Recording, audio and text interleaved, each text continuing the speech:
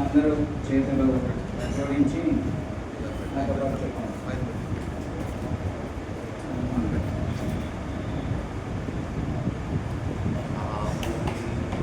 ఓం నమో భగవతే వాసుదేవాయ. ఓం నమో భగవతే వాసుదేవాయ.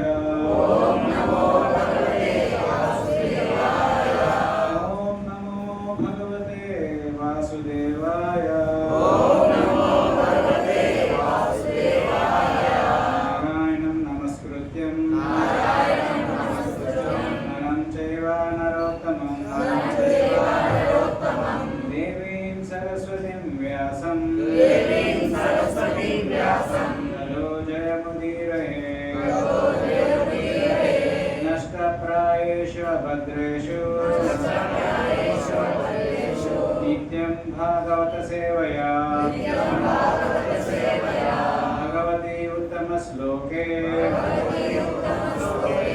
భక్తిర్భవతి నైష్టకీ. మూకం కరోతి వాచాలం అంగుం లంఘయతే గిరిం యత్కృపాతమహం వందే శ్రీగురుం దీనతారిణం.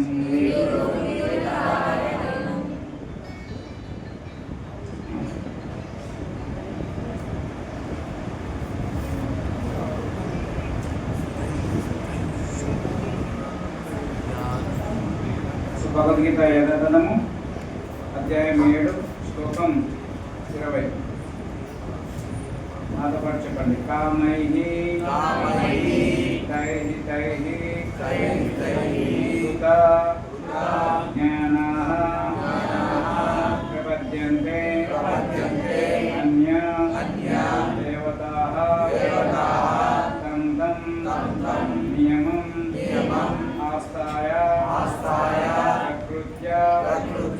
नियताः स्वया कामैस्तैस्तैर्हृतज्ञाना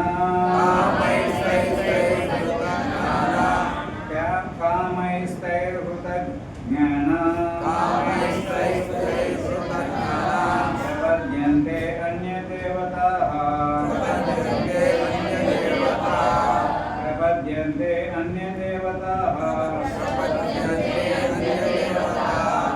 तं तं नियममस्ताय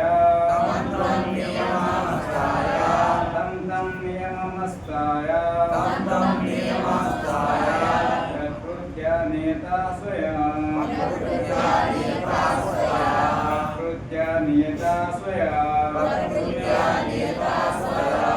कामैस्तैस्तैर्हृतज्ञाना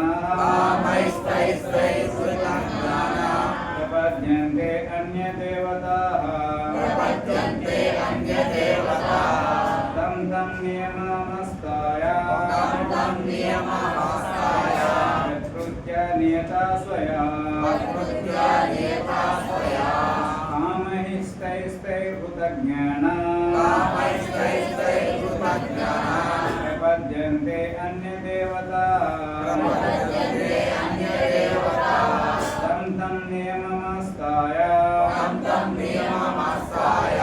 प्रकृत्या नियता स्वया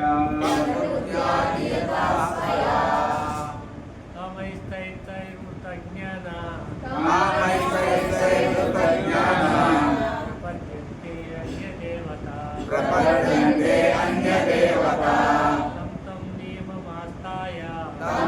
नियममस्ताय प्रकृत्या नियता स्वया कामैस्तैस्तैर्यता ज्ञाना प्रपद्यन्ते अन्यदेवताः तं तं नियममास्ताय प्रकृत्या नियता स्वया प्रपद्यन्ते अन्यदेवता तं तं नियममस्ताय प्रकृत्या नियता स्वया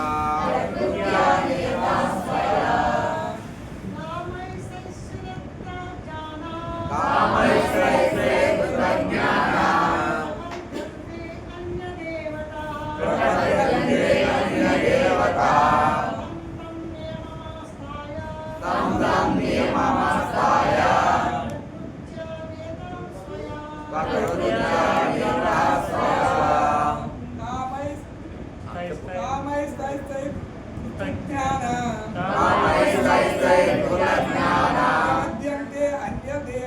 प्रकृत्या नियता स्वया प्रकृत्या नियता स्वया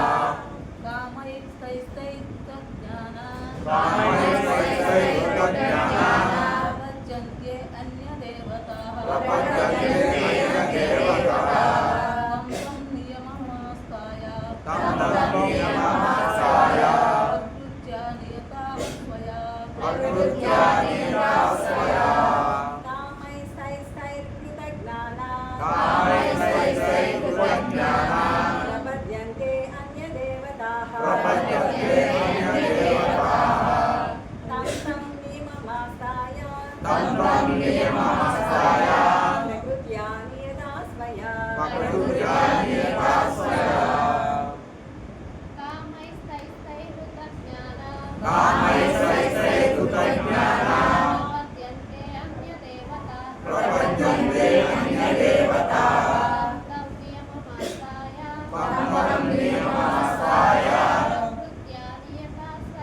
प्रकृत्या नियता स्वया कामैः కోరికలచే తైః నానా రకాల వృధా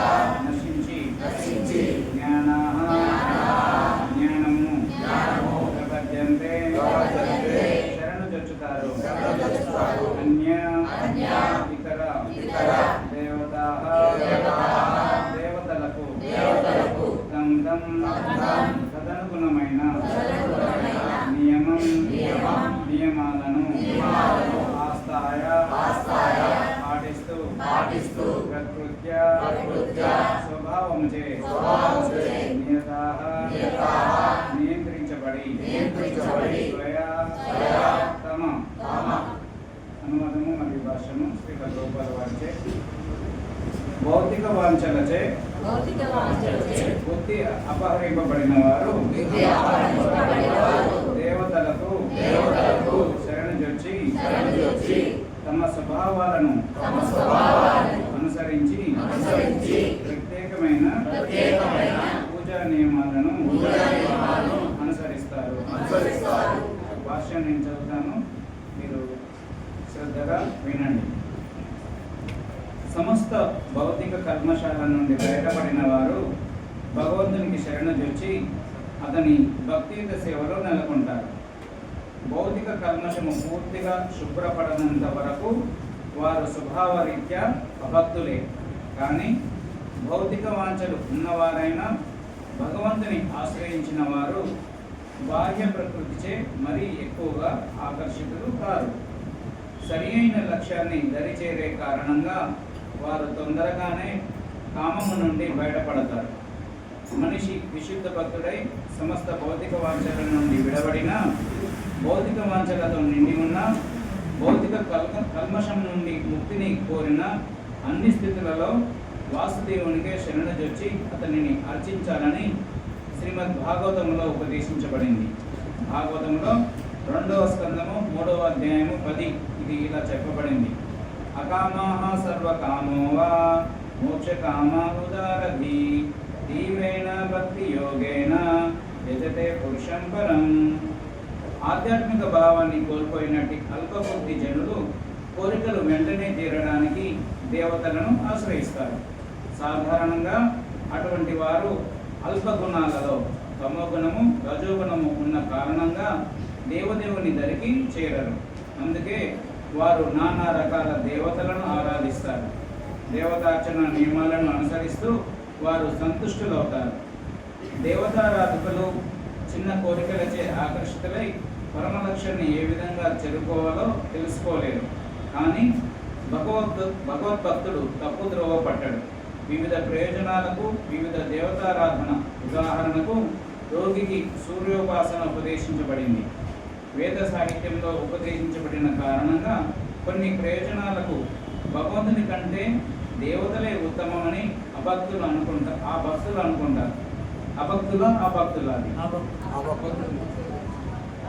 అభక్తులు కానీ దేవదేవుడైన శ్రీకృష్ణుడే అందరికీ ప్రభు అని విశుద్ధ భక్తుడు ఎరిగి ఉంటాడు. ఏకల ఈశ్వర కృష్ణ ఆరసభృత్య. పరమపురుషుడైన శ్రీకృష్ణుడు ఒక్కడే ప్రభు, మిగిలిన అందరూ సేవకులే అని చైతన్య చరితామృతలో ఆదిలీల 5.142 చెప్పబడింది. అందుకే విశుద్ధ భక్తుడు తన భౌతిక అవసరాలను తీర్చుకోవడానికి దేవతల చెంతకు పోడు. అతడు భగవంతుని మీదనే ఆధారపడతాడు. భగవంతుడు ఏది ఇస్తే దానితోనే విశుద్ధ భక్తుడు సంతృప్తి చెందుతాడు. ఓం అజ్ఞానతిమిరంధస్య జ్ఞానాంజనాశలాకయా చక్షురున్మిలితం యేన తస్మై శ్రీ గురవే నమః. శ్రీ చైతన్య మనోభీష్టం స్థాపితం యేన భూతలే స్వయం రూపా కదా మహ్యం దదాతి స్వపదాంతికం. వందేహం శ్రీగురం శ్రీయుతాపదకమలం శ్రీగురున్ వైష్ణవాంశ శ్రీరూపం సాగ్రజాతం సహగణ రఘునాథాన్వితం తం సజీవం సాద్వైతం సావధూతం పరిజన సహితం కృష్ణ చైతన్య దేవం శ్రీరాధా కృష్ణ పాదాన్ సహగణ లలితా శ్రీ విశాఖాన్వితాంశ. హే కృష్ణ కరుణా సింధు దీనబంధో జగత్పతే గోపేశ గోపికాకాంత రాధాకాంత నమోస్తుతే. తత్పరాంచన గౌరాంగీ రాధే వృందావనేశ్వరి వృషభానుసుతే దేవి ప్రణమామి హరిప్రియే. వాంఛాకల్పతరుభ్యశ్చ కృపా సింధుభ్యైవ చ పతితానాం పావనేభ్యో వైష్ణవేభ్యో నమో నమః. నమః. జయ శ్రీ కృష్ణ చైతన్య ప్రభు నిత్యానంద శ్రీ అద్వైత గదాధర శ్రీవాసాది గౌరభక్తవృంద. హరే కృష్ణ కృష్ణ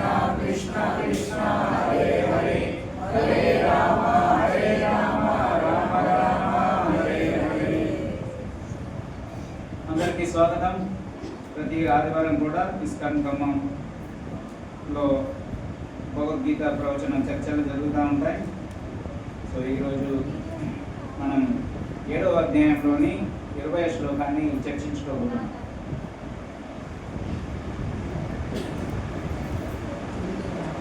సో ఈ శ్లోకంలో మళ్ళీ ఒకసారి అనువాదం చెప్పుకుందాం, తర్వాత దీని గురించి చాలా డీటెయిల్గా మనం వివరించుకున్నాం. భౌతిక వాంఛలచే బుద్ధి అపహరింపబడిన వారు దేవతలకు శరణుజొచ్చి తమ స్వభావాలను అనుసరించి ప్రత్యేకమైన పూజా నియమాలను అనుసరిస్తారు. అర్థమైందా? మళ్ళొకసారి చదవాలా? మళ్ళొకసారి చదువుతున్నాం. భౌతిక వాంఛలచే బుద్ధి అపహరింపబడిన వారు దేవతలకు శరణుజొచ్చి తమ స్వభావాలను అనుసరించి ప్రత్యేకమైన పూజా నియమాలను అనుసరిస్తారు. ఇది ఎవరు చెప్పారు? స్వయంగా శ్రీకృష్ణ భగవానుడు చెప్పాడు. ఎవరికి చెప్తున్నాడు? అర్జునుడికి చెప్తున్నాడు. సో అయితే మన భారతదేశంలో మనందరికీ తెలిసింది ఏంటిది? దేవుళ్ళు ఎంతమంది అని అంటారు? 3 దేవతలు అంటారు. మరి కృష్ణుడు ఎక్కడి నుంచి వచ్చాడు? అసలు కృష్ణుడు ఎవరు? కొత్త వాళ్ళు చెప్పండి. రాముడు ఒకడైనా, వెంకటేశ్వర స్వామి ఒకడైనా, నరసింహస్వామి ఒకడైనా, తర్వాత శివుడు, గణేష్, సరస్వతి, బ్రహ్మ, అసలు ఏంటి ఇదంతా? ఎవరికి పూజ చేసినా సరిపోతుందా? ఏం చేయాలి? అదే మనం మతం మారామనుకోండి, ఒక్కడే అల్లా, ఒక్కడే క్రీస్తు అందరికీ ప్రభు. మరి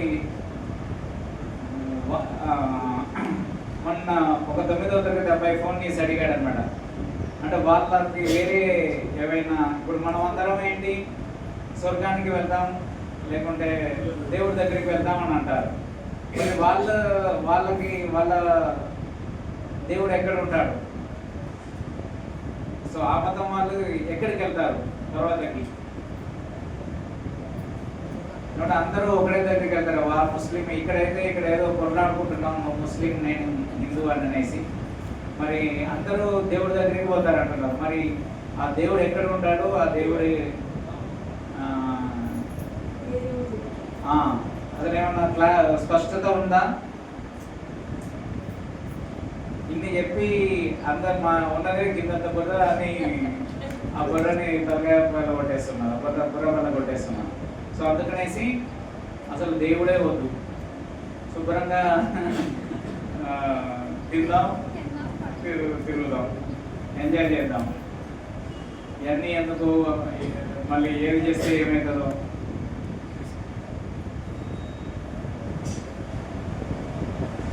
ఓకే, సో ఎవరి హ్యాండ్ రైటింగ్ బాగుంటుంది? మీరు రాస్తారా? ఇంజనీర్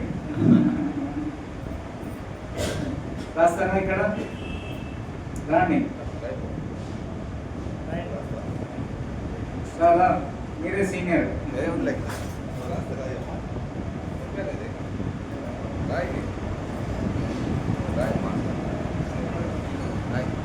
ఫస్ట్ పైన శ్రీకృష్ణుడు అని రాయండి, సెంటర్లో.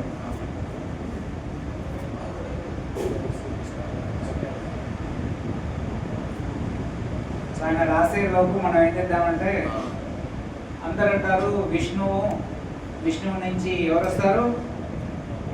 బ్రహ్మ. బ్రహ్మ నుంచి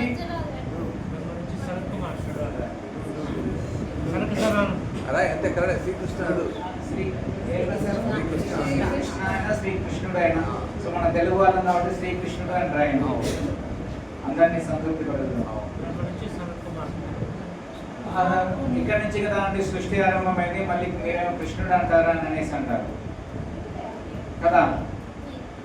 సో ఇవన్నీ ఇప్పుడు ఈరోజు క్లాస్లో క్లారిటీ రావాలి. ఆ తర్వాత అసలు ఇక్కడ దేవతలు ఏంటిది, మరి దేవతలకు ఎవరు పూజిస్తారు, ఆ పూజించడం వల్ల ఏం జరుగుతుంది, సో ఇవన్నీ ఈరోజు క్లాస్లో డిస్కస్ చేస్తాం. ఓకే, సో అందరూ కావాలంటే మంచినీళ్ళు తెచ్చుకొని పెట్టుకోండి పక్కనే, మధ్యలో దప్పికైతే నీళ్ళతో కూడా తాగుతారు. కావాలంటే మధ్యలో ఒక 5 నిమిషాలు బ్రేక్ ఇస్తాం, మళ్ళీ తర్వాత కోసం కూర్చుంటాం. సో మనకి శ్రీమద్ భాగవతం 5వ స్కందంలో ఈ సృష్టికి సంబంధించినటువంటి వివరాలన్నీ కూడా చెప్పడం జరిగింది అనమాట. ఎన్నో స్కందం? 5వ స్కందంలో. పక్కన రాయండి 5వ స్కందం అనేసి. సో అక్కడ భూమి నుంచి సూర్యుడు ఎంత దూరం, చంద్రుడు ఎక్కడ ఉంటాడు, ఇతర దేవత ఇక్కడ చెప్పుకుంటున్నాం కదా దేవతలు అనేసి, వీళ్ళ లోకాలు ఎక్కడ ఉంటాయి, ఆ తర్వాత అసలు సూర్యోదయం ఎలా అవుతుంది, సూర్యాస్తమం ఎలా అవుతుంది. మనం సంకల్పం చేస్తాం కదా, చేసినప్పుడు అయ్యగారు ఏడవుతారు, భరత జప్పు ద్వీపే భరతకంఠే భరతవర్షే, ఎక్కడ దక్షిణ కోణే, దక్షిణాయన అంటే అది తర్వాత. అసలు మన ఫస్ట్ లొకేషన్ గూగుల్ మ్యాప్ లాగా మన లొకేషన్ ఐడెంటిఫై చేస్తారన్నమాట. భరతవర్షే భరతకంఠే మేరు దక్షిణ దిగ్భాగే. ఇప్పుడు శ్రీశైలానికి ఈశాన్య ప్రదేశంలో, గోదావరికి పశ్చిమ ప్రదేశే, కృష్ణా గోదావరి మధ్యప్రదేశంలో ఎక్కడ ఉన్నాం ఇప్పుడు? ఖమ్మంలో ఉన్నాం అనేసి.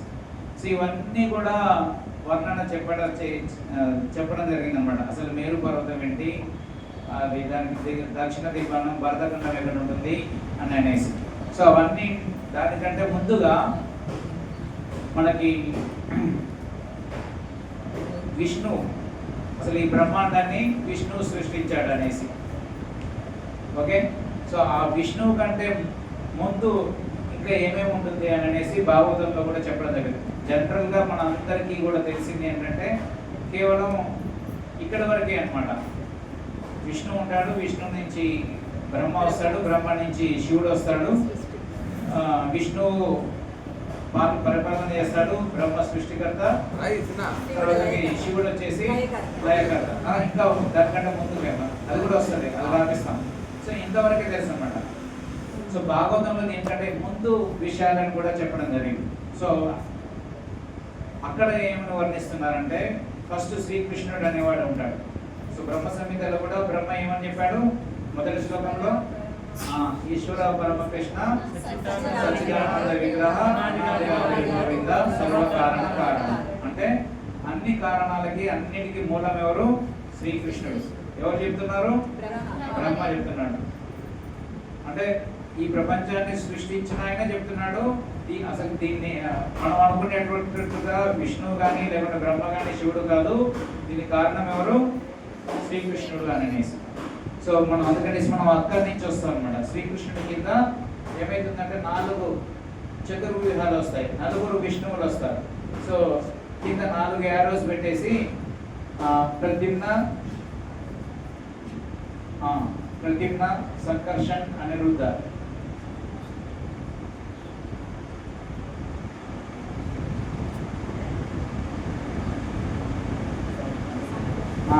సంకర్షణ, అనిరుద్ధ. ఇంకొకరు ఎవరు?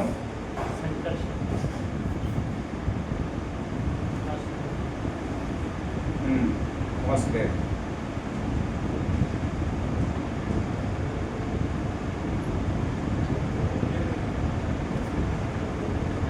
బోర్డు కొద్దిగా పెద్దగానే ఉంది కాబట్టి కొంచెం దూరంగానే రాసుకోవచ్చు అన్నమాట. మీరు చైర్లో కూర్చుంటే కూర్చోండి.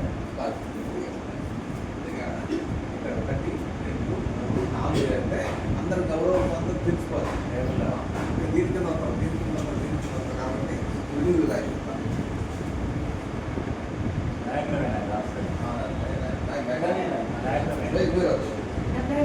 ఫస్ట్ గర్భరక్ష సెంటర్ చేయండి, సెంటర్ చేసి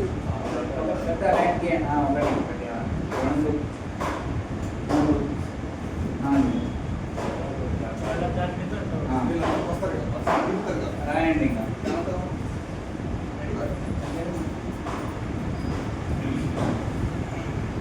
పెద్ద పెద్దగా సో శ్రీకృష్ణుడి నుంచి నలుగురు విష్ణువులు వస్తారన్నమాట. ఎంతమంది? నలుగురు.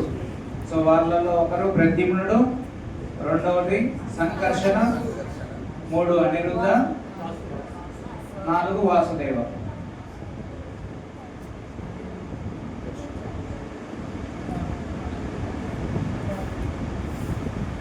ఇటు కూర్చో, ఆయన గడ్డం లేకుండా ఇటురా.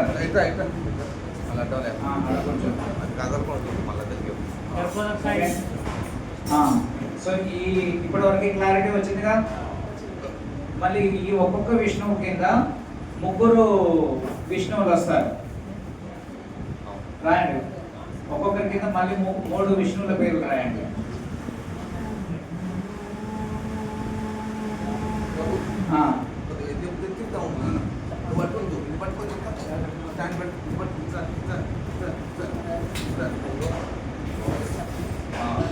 ఉండాలి ఇప్పుడే పట్టు ఉండాలి సైడ్ వాళ్ళకి కనపడేట్టుగా టీచర్ లాగా నువ్వు రాసి అట్లా ఇప్పుడు వీళ్ళు ఒక్కొక్క విష్ణువు నుంచి గర్భోదక సాయి విష్ణు రాయండి. గర్భోదక సాయి విష్ణు ప్రదీప్ల కింద గర్భోదక తెలుగు రాయడం వస్తుందా?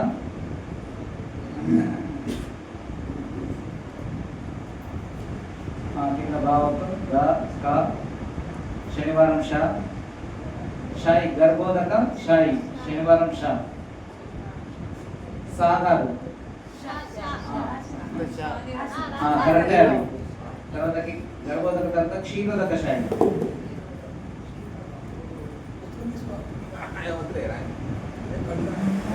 షాయి. తర్వాతకి థర్డ్ వచ్చేసి కారణోదక షాయి. కారణోదక షాయి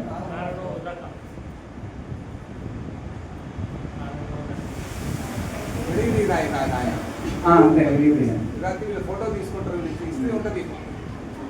సో మిగిలిన విష్ణువులు ఉన్నారు కదా, సంకర్షణ, అనిరుద్ధ, వాసుదేవ, వాళ్ళకు కూడా మళ్ళీ సేమ్ 3 వస్తారన్నమాట. అక్కడ కింద బ్రాకెట్ లో సేమ్ అని పెట్టేసేయండి. కింద యారో పెట్టేసి సేమ్ వీళ్ళే వస్తారు. సేమ్ అందరికి 3కి ఇలా 3 విష్ణువులు వస్తారన్నమాట.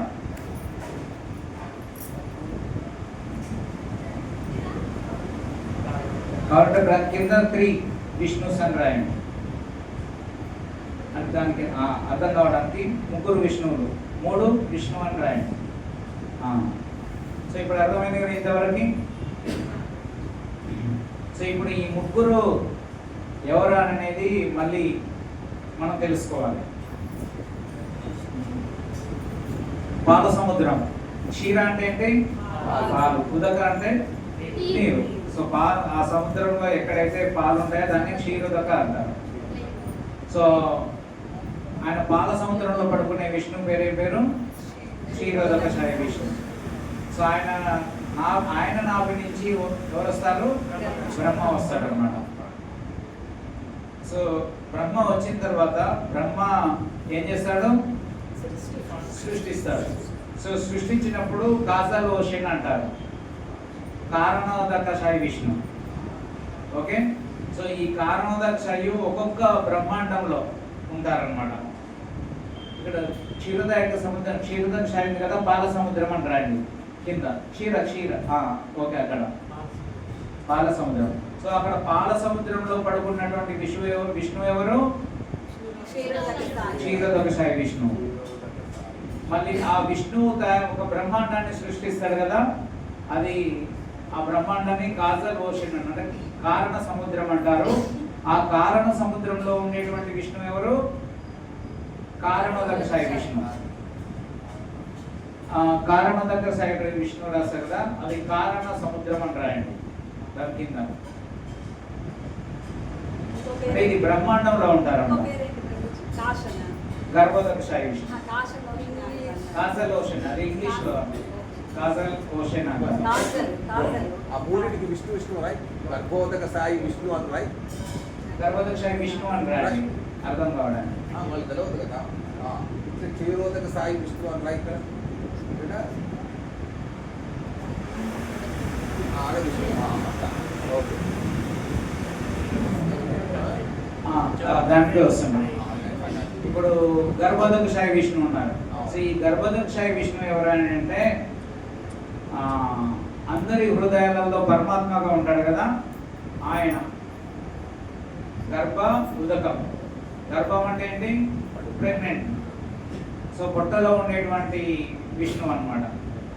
సో ఈయన పరమాత్మ కింద పరమాత్మ అంటాడు. గర్భోదకశాయి విష్ణు కింద పరమాత్మ.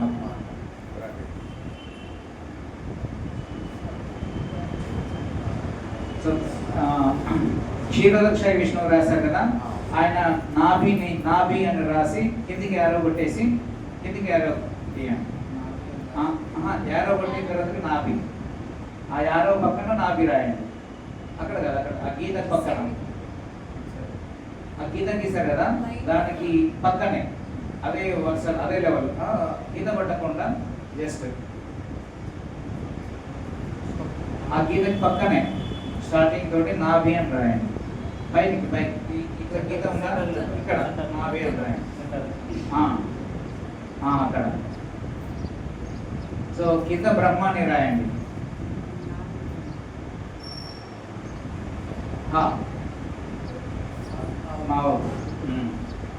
సో ఇక్కడ వరకు క్లారిటీ వచ్చిందా? ఏమన్నా ప్రశ్నలు ఉన్నాయా? అర్థమైందా? మళ్ళీ ఇప్పుడు ఇదే బొమ్మను చూసి మీరు నాకు చెప్పాలి. సో ఫస్ట్ ఎవరు ఉంటారని చెప్పారు? కృష్ణుడు. కృష్ణుడి నుంచి ఎంతమంది విష్ణువులు వస్తారు? 4 విష్ణువులు. ఎవరెవరు వాళ్ళు? సో మళ్ళీ ఒక్కొక్క విష్ణువు నుంచి ఎంతమంది మళ్ళీ ఇంకా విష్ణువులు వస్తారు? 3. ఎవరెవరు వాళ్ళు?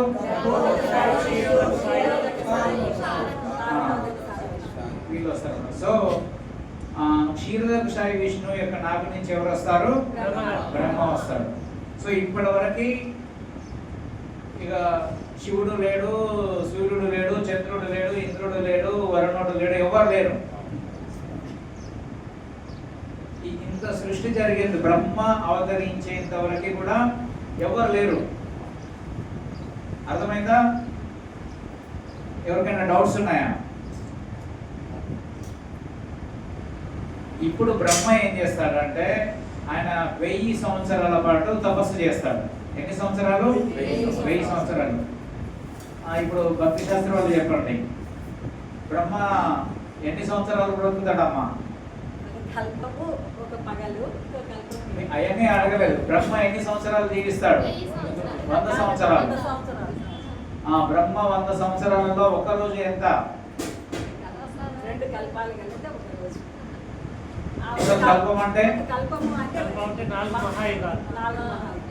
4 యుగాలు కలిపితే ఒక మహాయుగము. అటువంటి మహాయుగాలు రాయ్య. అటువంటి మహాయుగాలు 1000. అన్ని కన్ఫ్యూజ్ చేస్తున్నారు, సరిగ్గా చెప్పండి. ఫస్ట్ బ్రహ్మ ఎన్ని సంవత్సరాలు బ్రతుకుతాడు? బ్రహ్మ 100 ఇయర్స్ అని బ్రాకెట్ లో. అంతే. సో బ్రహ్మ 100 సంవత్సరాలు అంటే బ్రహ్మ ఒక్కరోజు ఫస్ట్ చెప్పండి. బ్రహ్మ ఒక్కరోజు బ్రహ్మకు ఒక్క రోజులో ఎన్ని గంటలు ఉంటాయి?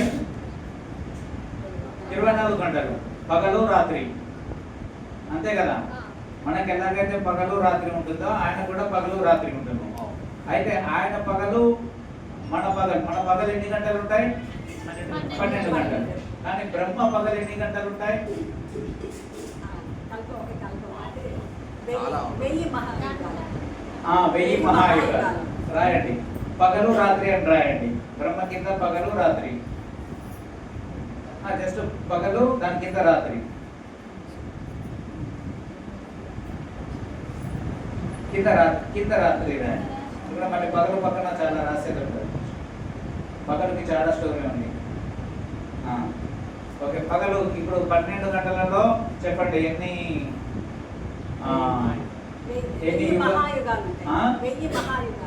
రాయండి. పగలు పక్కన 1000 మహాయుగాలు. ఒక మహాయుగం అంటే 4 యుగాలు. ఒక నాలుగు యుగాలు. దాని పక్కన ఒక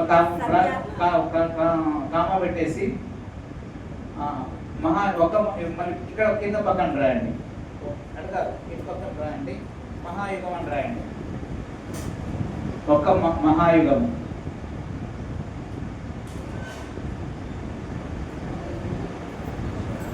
దాంట్లో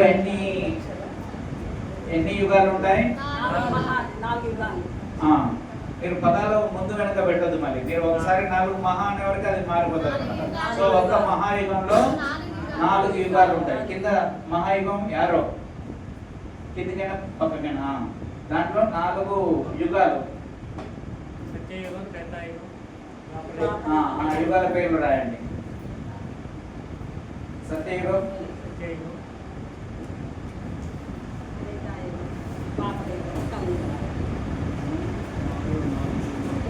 సత్య తర్వాత ద్వాపర త్రేతాయుగం,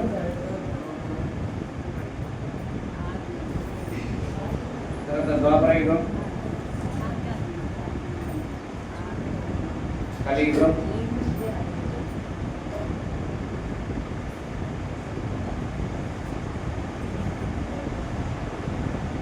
ఓకే. ఇప్పుడు కలియుగం ఎన్ని సంవత్సరాలు చెప్పండి? 4,32,000 సంవత్సరాలు. 4,32,000. పైన చేసుకుంటాం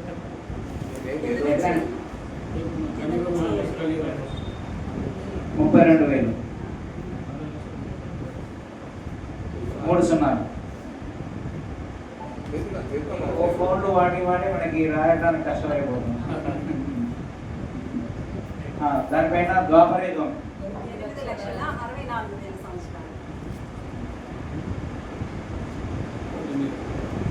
8,64,000 సంవత్సరాలు. చాలా తగ్గింది. దానిపైన త్రేతాయుగం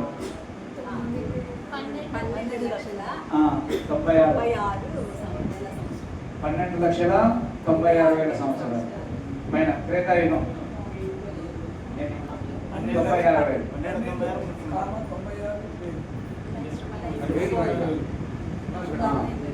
తర్వాత 17 లక్షలు పైన.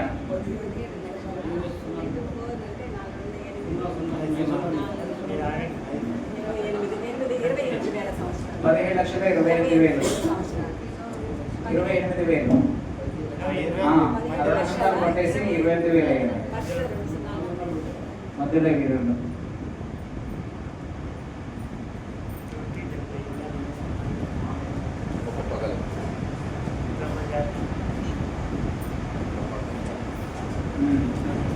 ఓకే. సో ఇవన్నీ 4 కలిపితే ఒక మహాయుగం అన్నమాట. సో అలాంటి మహాయుగాలు ఎన్ని మహాయుగాలు గడవాలి? 1000 కలిస్తే ఎంత అయినట్టు? బ్రహ్మకి ఒక పగలు. మళ్ళీ అంతే రాత్రి. మళ్ళీ అట్లా 1 నెల 30 రోజులు ఇంటూ 12 నెలలు ఇంటూ 100 సంవత్సరాలు బ్రహ్మ బ్రతుకుంటాడు అన్నమాట. బ్రహ్మ ఆయుష్యం.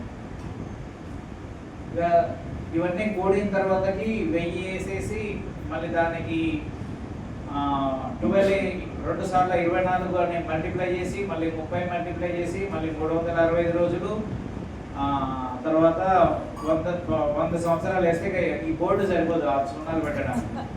సో అన్ని సంవత్సరాలు బ్రహ్మ బ్రతుకుతాడు అన్నమాట.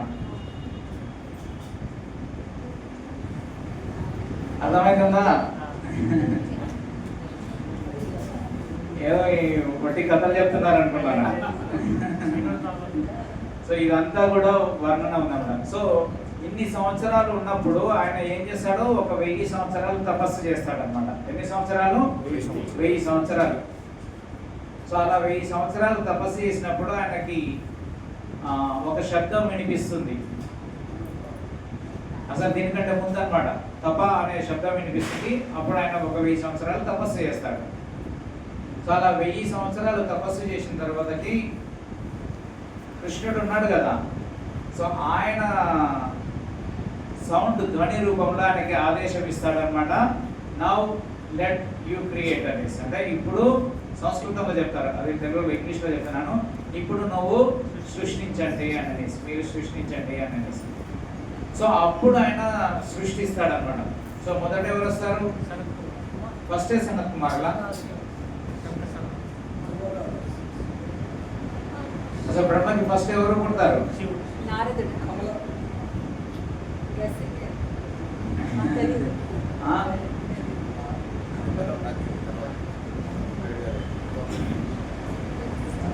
ఫస్ట్ నారదుడు పుట్టడం జరుగుతుంది అనమాట. నారదుడు తర్వాతకి అందరూ మునులు ఋషులు వీళ్ళే పుడతా ఉంటారు.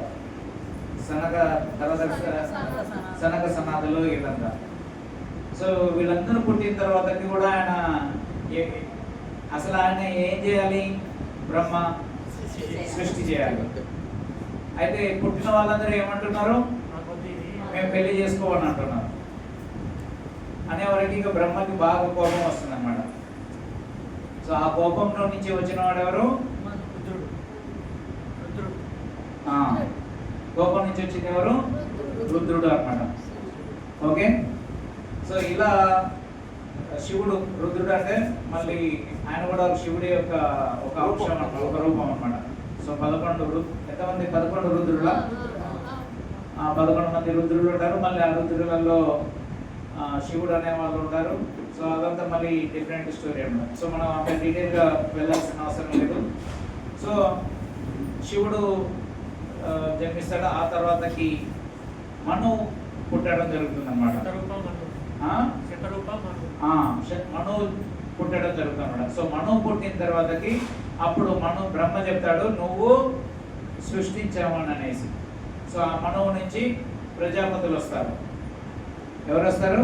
ప్రజాపతులు. సో ఇక్కడ ఇక వీళ్ళందరికీ ఆ బ్రహ్మ ఎక్కడ రాసాం? పైన రాసాం కదా. సో ఆ బ్రహ్మకి దగ్గర నుంచి వాళ్ళు మనం రాయొచ్చు అన్నమాట.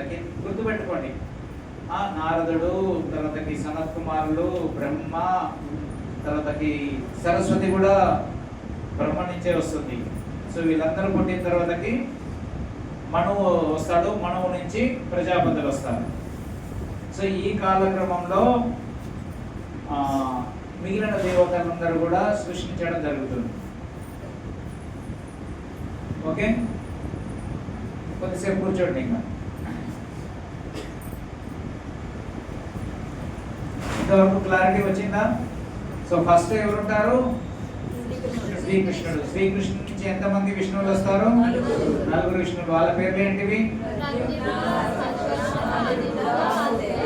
సో మళ్ళీ ఈ 4 విష్ణువుల నుంచి ఎంతమంది విష్ణువులు వస్తారు? 3 విష్ణువులు. ఎవరెవరు వాళ్ళు?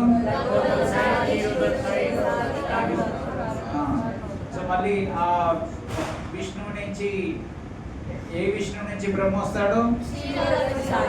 క్షీరదక్షాయి విష్ణువు నుంచి బ్రహ్మ వస్తాడు. సో బ్రహ్మ నాభి నుంచి విష్ణు యొక్క క్షీరదక్షాయి నాభి నుంచి బ్రహ్మ వస్తున్నాడు. ఆ బ్రహ్మ నుంచి ఇప్పుడు చెప్పుకున్న వాళ్ళందరూ కూడా వస్తున్నారు. ఎవరెవరు వస్తారు?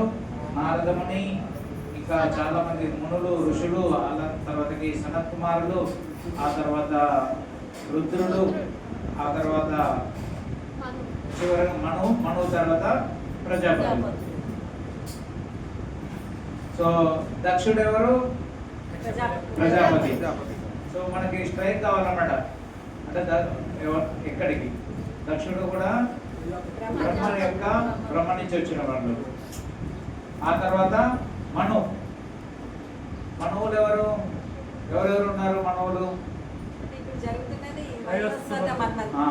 ఇప్పుడు జరుగుతున్న వైవస్వత మనువు. అయితే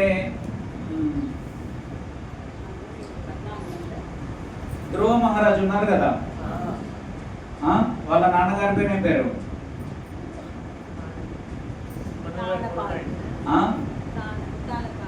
ఉత్తానపాదుడు. ఆయనకి ఎంతమంది భార్యలు? 2. వాళ్ళ పేర్లు? సునిచి, సురుచి. 2 భార్యలు అన్నమాట. సో ఈ ఉత్తానపాదుడు వాళ్ళ యొక్క తాత వచ్చేసి ఎవరు? బ్రహ్మ. అదే దానికంటే ముందు మనువు ఉంటారు. ఆ మనువు యొక్క తండ్రి వచ్చేసి బ్రహ్మ అన్నమాట. సో ధ్రువ మహారాజు యొక్క ముత్తాతను లేదంటే గ్రేట్ గ్రాండ్ ఫాదర్ వచ్చేసి బ్రహ్మ అన్నమాట. సో వాళ్ళ దాంట్లో వచ్చిన వాళ్ళు మనువులు. మనువుల నుంచి ఎవరు వస్తారు? మనుషులు రావడం జరుగుతుంది అన్నమాట. సో అలా ఈ ఋషులు మునులు వీళ్ళందరూ ఉన్నారు కదా. సో ఒక్కొక్కరికి ఒక్కొక్కటి ప్రోజని అంటే ఒక్కొక్క జాతిని సృష్టించమనేసి ఆయన డెలిగేట్ చేస్తాడు అన్నమాట, అప్పగిస్తాడు బ్రహ్మ. సో కొందరు సరీసృపాలను సృష్టిస్తారు, అంటే పాముల జాతుల వాళ్ళని సృష్టిస్తారు, కొందరు పక్షులను సృష్టిస్తారు, కొందరు వృక్షాలను సృష్టిస్తారు, కొందరు నీళ్ళల్లో ఉండేటువంటి జీవరాశులను సృష్టించడం. సో ఇలా ఆ తర్వాత మొత్తం కూడా ఈ సృష్టి అంతా కూడా ఎన్ని లక్షల జీవరాశులు ఉంటాయి ఇక్కడ? 84 లక్షల రకాల జీవరాశులతో సృష్టించబడి ఈ ప్రపంచం కొనసాగుతుంది అన్నమాట.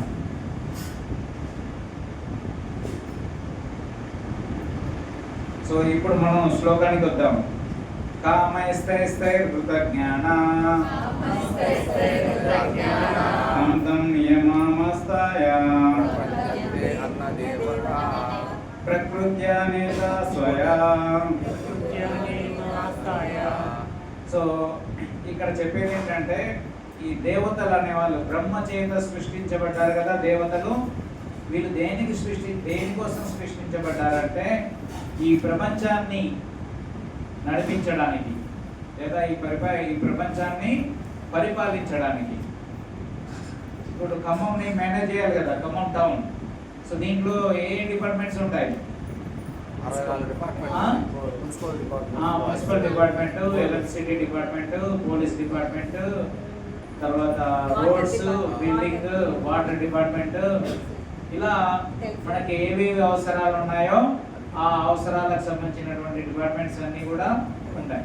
సో అలాగే ఈ ప్రపంచాన్ని అంతా కూడా నడిపించడానికి మనకి కావాల్సినటువంటి ఏవేవైతే డిపార్ట్మెంట్స్ ఉంటాయో అవన్నీ కూడా ఎవరు మేనేజ్ చేస్తారు? దేవతలు. వాళ్ళు ఎంతమంది? ఒక్కోటి.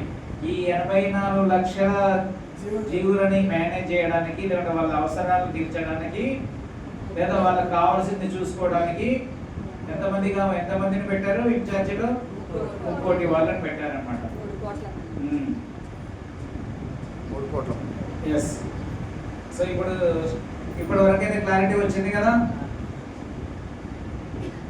సో ఇప్పుడు మనం ఇప్పుడు తెలుసుకోవాల్సింది ఏంటంటే మనం ఇక్కడికి వచ్చాం, సరే మన అవసరాలు ఉంటాయి, అవి తీర్చుకోవాల్సిందే.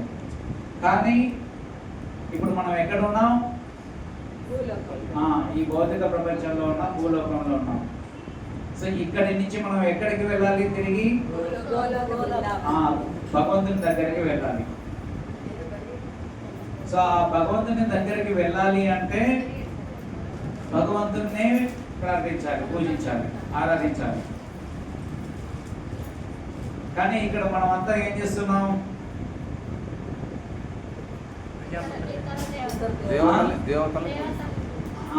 నాకు అది కావాలి, నాకు ఇది కావాలి, నాకు ఇల్లు కావాలి, మా పిల్లల పెళ్ళిళ్ళు కావాలి, లేకుంటే మా పిల్లలు మంచిగా సెటిల్ కావాలి, మా పిల్లలు మంచిగా చదువుకోవాలి, నాకు ఒక కారు కావాలి, లేకుంటే నేను మంచి బిజినెస్ చేస్తే నాకు ఎటువంటి అడ్డంకులు లేకుండా ఓం ఓం గణేష్ అని గణేష్ పూజ చేయాలి, మళ్ళీ 9 రోజులు కాగానే విసర్జన చేయడం. సో అవన్నీ ఏంటి కూడా ఈ భౌతిక వాంఛలచే మన బుద్ధి ఎప్పుడైతే అపహరించబడుతుందో అప్పుడు మనం ఎవరిని పూజిస్తామంటున్నారు? ఇక్కడ దేవతలను పూజిస్తారు. సో ఎవరెవరైతే దేవతలను పూజిస్తున్నారో వాళ్ళ ఏమైనట్టు బుద్ధి అపహరించిపోయిందన్నమాట.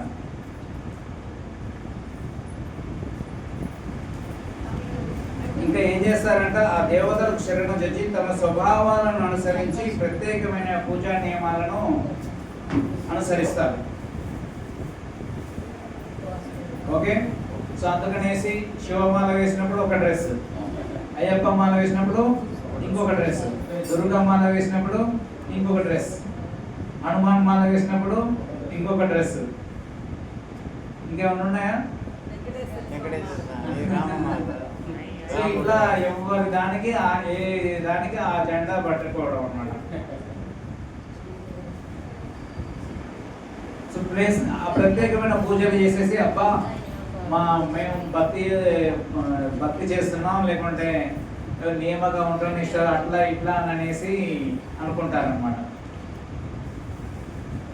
సో ఇదంతా ఎందుకు చేస్తున్నారు? ఈ ప్రత్యేకమైన పూజలన్నీ కూడా ఎందుకు చేస్తున్నారు? రామాయణ ఇక్కడ ఏం చెప్పారు? భౌతికమైన భౌతిక వాంఛలు, వాంఛలు, భౌతిక వాంఛలు కోరికలు, బుద్ధి నశించడం, అపహరించడం, నశించడం కాదు. సో ఈ భౌతిక వాంఛల చేతనే వాళ్ళు ఇలాంటి అన్నీ చేస్తున్నారనమాట. మేము చిన్నగా ఉన్నప్పుడు వినేదన్నమాట, ఎవరికైనా బలవంతంగా అయ్యప్ప మాల వేసేవారు ఒక 40 రోజులు. ఎందుకు? అట్లీస్ట్ ఆ 40 రోజులనే ఏం చేయకుండా ఉంటాడని అనేసి. ఆరోగ్యం కాపాడుకోవాలి. సో ఈ భౌతిక వాంఛల చేత ఇలాంటి ప్రత్యేకమైన పూజా నియమాలు పెట్టుకుంటారు.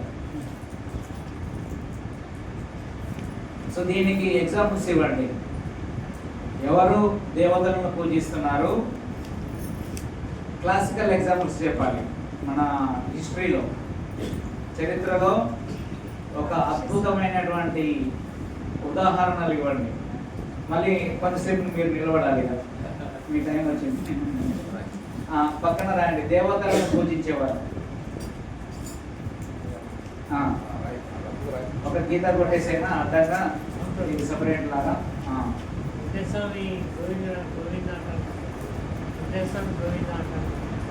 నేను అడిగిన ప్రశ్నకు సమాధానం చెప్పండి. రాక్షసులు, దేవతలను ఉదాహరణ. రాక్షసులని జనరల్ రావణాసురుడు. దేవతలను పూజించేవారు.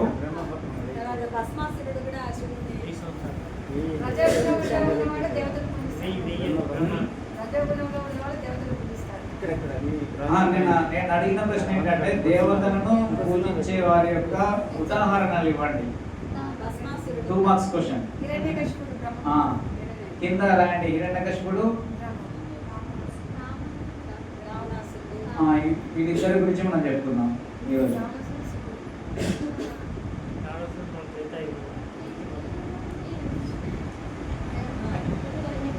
ఇంట్రెస్టింగ్ ఉందా? అందరూ చెప్పట్లేదు.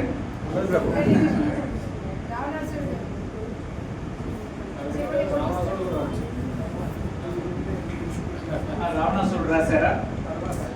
రాయండి. దేవతలు పూజించే వరం తీసుకున్నాయి. దేవతలు పూజించే వీళ్ళిద్దరు చదువుకున్నాం. మిగిలినవి మనం తర్వాత ఎగ్జామ్స్ తర్వాత చదవచ్చు. సో మెయిన్గా వీళ్ళిద్దరు దేవతలు పూజించారు. సో హిరణ్యకశిపుడు ఎవరిని పూజించాడు? బ్రహ్మాని రాయండి. తర్వాత రావణాసురుడు శివుడిని. శివాన్ రాయండి. బ్రాకెట్ కానీ యారో కానీ పెడితే తెలుస్తుంది అనమాట. ఓకే. సో వీళ్ళిద్దరు కేస్ స్టడీస్ అన్నమాట. వీళ్ళిద్దరు మంచి ఎగ్జాంపుల్స్.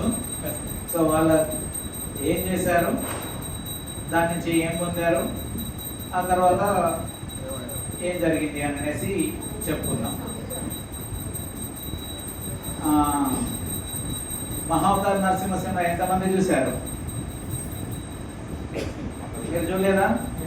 మహావతార్ నరసింహ సినిమా చూడలే? ఈరోజే చూడండి. ఓకే.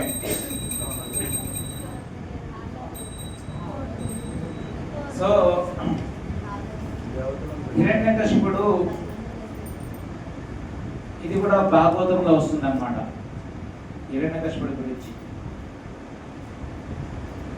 ఆయన ఈ ప్రపంచాన్ని కూడా అంతా కూడా ఈ ఆధిపత్యం చెలాయించాలని కోరుకున్నాడు. ఎందుకు తపస్సు చేశాడు బ్రహ్మకి?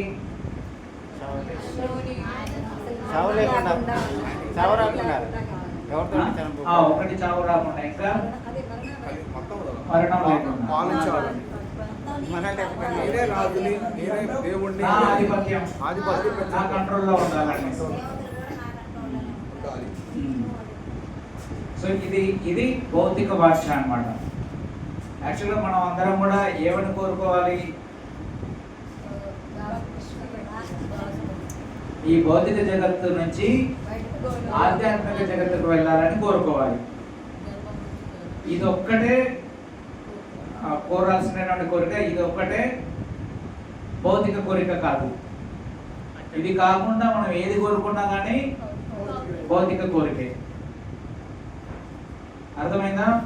సో ఇక్కడ ఈ శరీరంలో ఉన్నటువంటి ఈ ఆత్మ ఏదైతే ఉందో, ఈ ఆత్మ కూర్చోండి కొద్దిసేపు.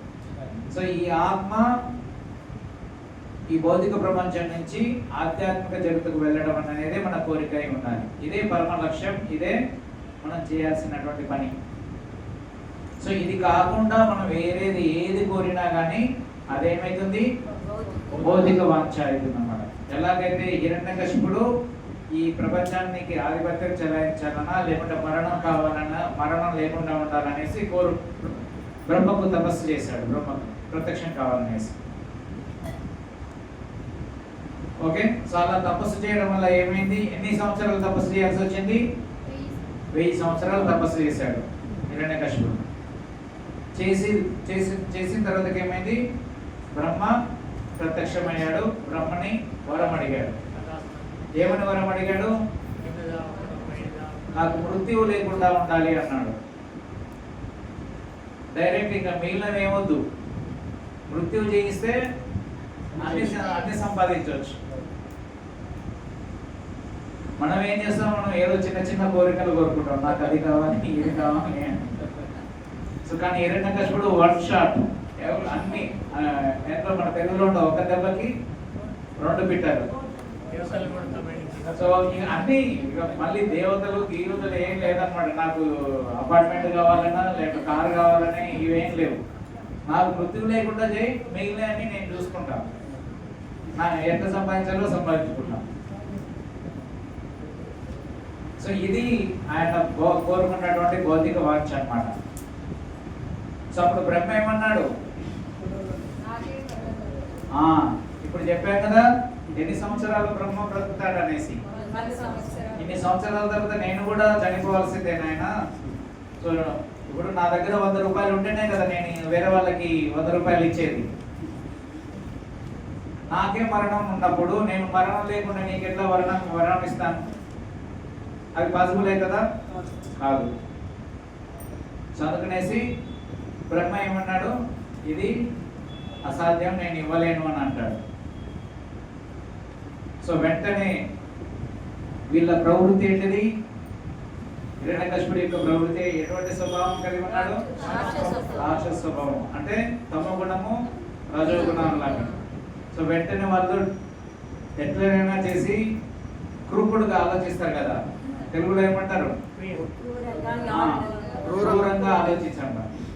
సో సరే, నువ్వు ఈ వరం ఇవ్వకపోయినావు, నాకు వీళ్ళ నుంచి చావద్దు, మనుషుల నుంచి చావద్దు, జంతువు నుంచి చనిపోవద్దు, పగలు చనిపోవద్దు, రాత్రి చనిపోవద్దు, ఆకాశంలో చనిపోవద్దు, నీళ్ళలో చనిపోవద్దు, భూమి మీద చనిపోవద్దు, ఇంట్లో బయట చనిపోవద్దు, పగలు చనిపోవద్దు, రాత్రి చనిపోవద్దు అనేసి ఎన్నెన్ని వెతుక్కున్నాడో అన్ని ఆయుధాలు లేకుండా ఆయుధాలతో చంపొద్దు అని అనేసి అన్ని పెట్టేశాడు. సో ఎవరైతే మనకి ఇది కావాలి అనే భౌతిక కోరిక ఉంటుందో వాళ్ళు ఏం చేస్తారు? దానికోసం ఎంతకైనా తెగిస్తారన్నమాట అది పొందడానికి. సో ఈ హిరణ్యకశిపుడు కూడా ఏం చేశాడు? అది కావాలి అని అనేసి ఇన్ని రకాలుగా చెప్పాడు. సో మనలో కూడా అది కావాలి, ఏదైనా ఒకటి భౌతికమైనది కావాలి అనేటువంటి ఆలోచన కానీ భావం కానీ ఉంటే మనం ఏమన్నట్టు? మనం కూడా లిటిల్ హిరణ్యకశిపుడు. ఓకే, సో ఆ స్వభావం అనేది ఉంటుందండి. ఎలాగైనా సాధించాలనేది కాదు, భగవంతుడు ఇస్తే తీసుకోవాలి. కానీ హిరణ్యకశిపుడు ఏం చేశాడు? ఇన్ని విధాలుగా చెప్పాడు, ఇలాగైనా నాకు చావు లేకుండా ఉంటుంది అని అనేసి, దేవతల నుంచి కూడా నాకు మృత్యు ఉండొద్దు అని అనేసి. సో చివరికి బ్రహ్మ ఒప్పుకోవాల్సి వచ్చింది. అయితే ఆలోచించలేదు బ్రహ్మ ఆ వరం ఇచ్చినప్పుడు, ఈ హిరణ్యకశిపుడు ఏం చేస్తాడని అనేసి. ఎందుకంటే ప్రేమ కదా, 1000 సంవత్సరాల తపస్సు చేశాడు. సో అలాగే ఇచ్చేసాడు. ఇచ్చేసిన తర్వాతకి ఇక హిరణ్యకశిపుడు ఆయనలో ఉన్నటువంటి శక్తి అనేది, ఆ పవర్ అనేది పెరిగిపోయింది అనమాట బ్రహ్మ ఇచ్చినటువంటి వరం ద్వారా. సో అది ఎంతగా పెరిగిపోయింది అంటే స్వర్గాధిపతి అయినటువంటి ఇంద్రుడిని కూడా ఆయన కాళ్ళ దగ్గర పెట్టుకున్నాడు అనమాట. కేవలం హిరణ్యకశిపుడు తన యొక్క కంటి ఈ ఐబ్రో ఉంటారు కదా, ఏమంటారు, కనుబొమ్మల సైగ చూస్తే ప్రపంచాన్ని నడిపించేవాడు అనమాట. సో ఆయన కూర్చోంటే కూర్చోవాలి, వర్షం పడమంటే వర్షం పడాలి, చలికాలం అంటే చలికాలం, ఎండాకాలం అంటే ఎండాకాలం, మామిడికాయలు అంటే మామిడికాయలు, సీతాఫలాలు అంటే సీతాఫలాలు, ఏది కావాలి అంటే అది, అలా పరిపాలించాడు. అయితే ఈ హిరణ్యకశిపుడు సంహరించడం జరిగింది కదా. సంహరించినప్పుడు హిరణ్యకశిపుడు ఏం చేస్తాడో తెలుసా? ఒక ఆదేశాన్ని ఇస్తాడు వాళ్ళ సైనికులందరికీ కూడా, ఆ రాజ్యంలో ఉన్నటువంటి ఆయన వాళ్ళందరికీ కూడా. ఇది చాలా ఇంపార్టెంట్ మనకి. ఏమని ఆదేశం ఇస్తాడంటే, ఎక్కడెక్కడైతే బ్రాహ్మణులు, ఎక్కడెక్కడైతే ఆవులు సంరక్షించబడతాయో ఆ ప్రదేశాలని నాశనం చేయండి అని అనేసి. సో వెంటనే వాళ్ళు ఏం చేశారు, ఆయన సైనికులందరూ కూడా ఇలాంటి ప్రదేశాలకు వెళ్ళేసి అక్కడ అవన్నీ కూడా సంహరించడం జరిగింది అనమాట. సో ఇప్పుడున్న సమాజంలో ఏం జరుగుతుంది? ఆవుని రక్షిస్తున్నారా, హింసిస్తున్నారా?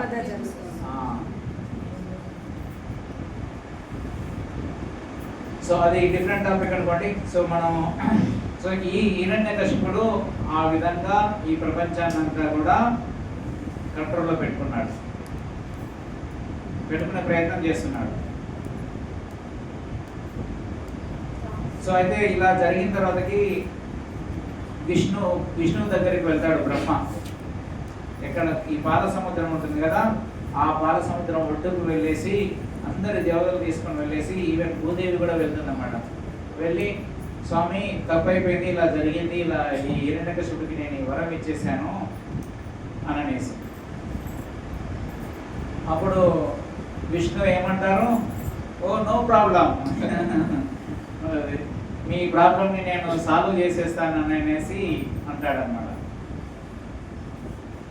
సో ఆ తర్వాతకి తిరిగి వీళ్ళంతా కూడా మళ్ళీ ఎవరి స్థానానికి వాళ్ళు వస్తారు.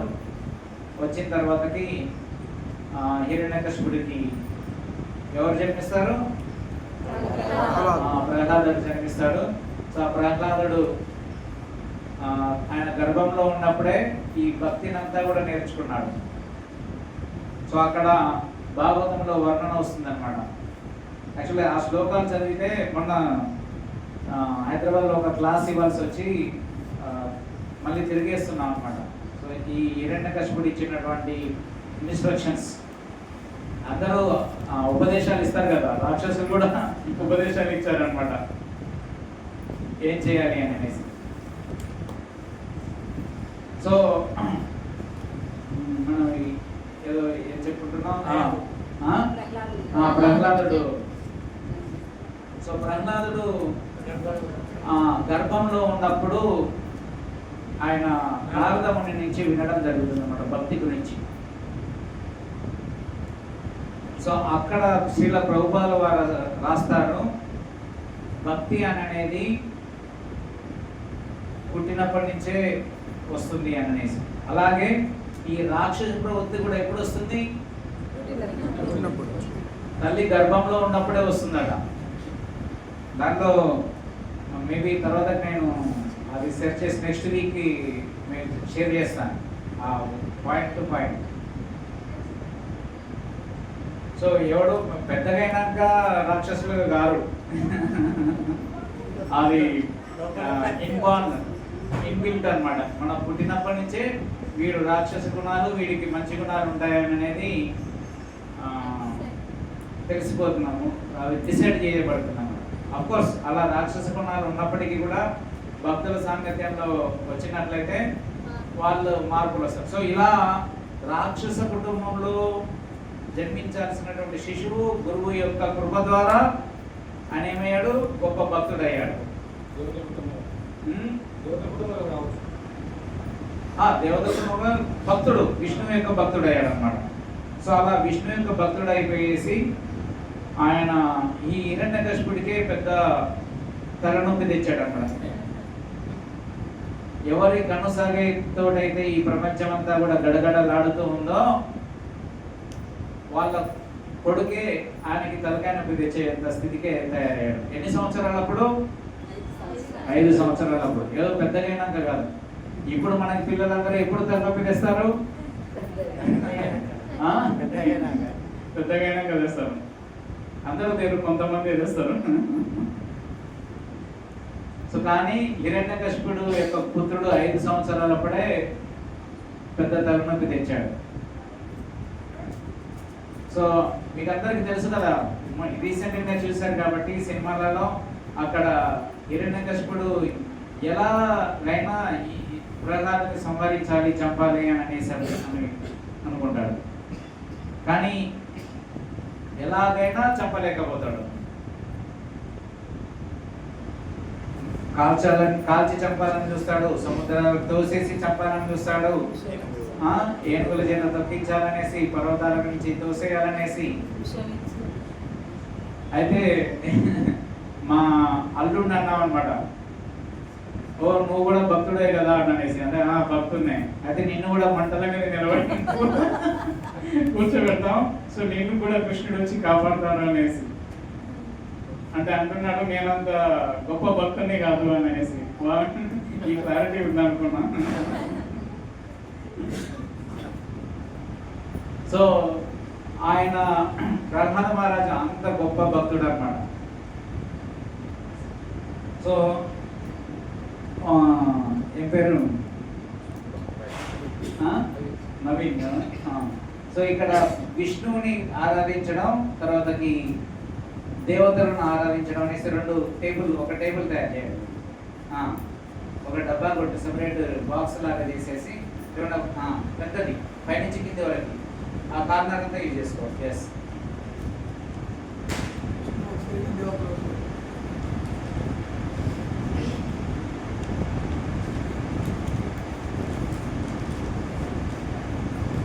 విష్ణు.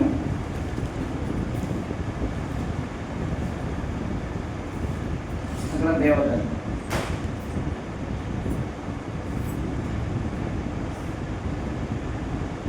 ఓకే కూర్చో. మళ్ళీ శివుడి రావణాసురుడిని చెప్పుకునేసి మళ్ళీ మనం ఈ టేబుల్ నింపున్నాం. సో ఇలా వీళ్ళిద్దరు మధ్యలో జరగడం, చివరికి భగవంతుడు అవతరించాల్సి వచ్చింది. ఓకే, సో అలా భగవంతుడు అవతరించిన తర్వాత కొంచెం టైం పడుతుంది. ఆపరేట్ అయిపోతే తీయాలి, ఒక 10-15 నిమిషాలు కాదు.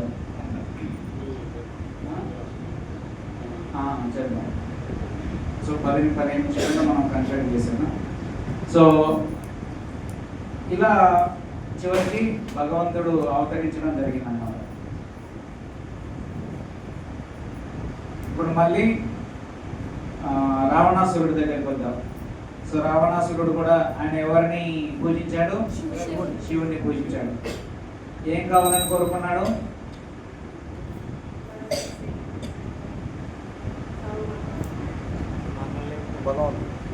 బలవంతుడు నేనే సుప్రీం కావాలనుకున్నాడు మొత్తానికి.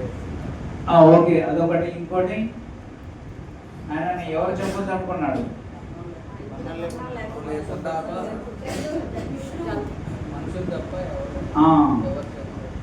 మనుషులు కాకుండా ఎవరి చేతిలో చనిపోవడం ఆయన ఒప్పుకున్నాడు. హిరణ్యకశిపుడు ఏమనుకున్నాడు, అసలు ఎవరి చేత చంపద్దు అనుకున్నాను. కానీ యుగం మారిపోయింది కదా. సత్యయుగంలో ఉన్నటువంటి రాక్షసులు ఆ విధంగా ఆలోచించారు. ఇప్పుడు సత్యయుగం తర్వాత ఏ యుగం, త్రేతాయుగంలో వచ్చేసరికి కొంచెం కూల్ అయ్యారు రాక్షసులు. ఓన్లీ మనుషులు చెప్పకుండా చాలు, ఎందుకంటే వాళ్ళంత పవర్ఫుల్ పీపుల్ కాదు. సో వాళ్ళతోటి చదవకుండా ఉండాలి అని అనేసి. అండ్ ఇక్కడ చెప్పుకున్నట్టుగా భౌతిక వాంఛ, ఏం కావాలి ఆయనకి, ఈ ప్రపంచం పైన ఆధిపత్యం చెలాయించాలి అని అనేసి. సో అలా రావణాసురుడు కూడా వరాన్ని పొందాడు శివుడి చేత. చివరి ఎంతవరకు వచ్చింది, యాక్చువల్గా ఆయన ఇచ్చిన వరం పనిచేస్తుందా చేయదా అని అనేసి టెస్ట్ చేయాలనుకుంటాడు కదా. ఈయననైనా ఇంకో స్టోరీ అది భస్మాసురుడు కదా. సో అది సో ఇక్కడ రావణాసురుడు మాత్రం మానవుల చేత చంపొద్దు, ప్లస్ ఈ ప్రపంచాన్ని ఆధిపత్యం కావాలి అని అనేసి కోరుకున్నాడు. కానీ చివరికి ఏమైపోయింది,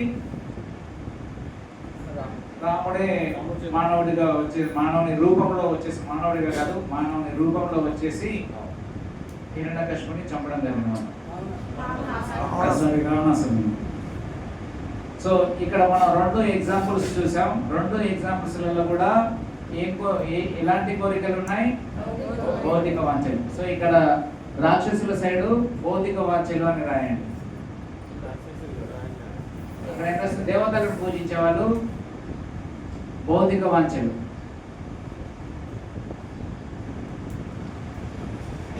సో ఇక్కడ విష్ణు దగ్గర విష్ణువుని ఆరాధించే వాళ్ళు ఏంటి,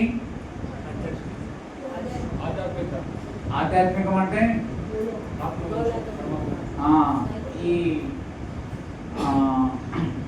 ఈ భౌతిక జగత్తు నుంచి ముక్తి పొందడం, లేదా ఆధ్యాత్మిక జగత్తుకు వెళ్ళడం, ఆధ్యాత్మిక జగత్తుకు వెళ్ళడం అని రాయాలి. సో ఈ దేవతలను పూజించే వాళ్ళు భౌతికమైనటువంటి కోరికలు కోరుకుంటారు.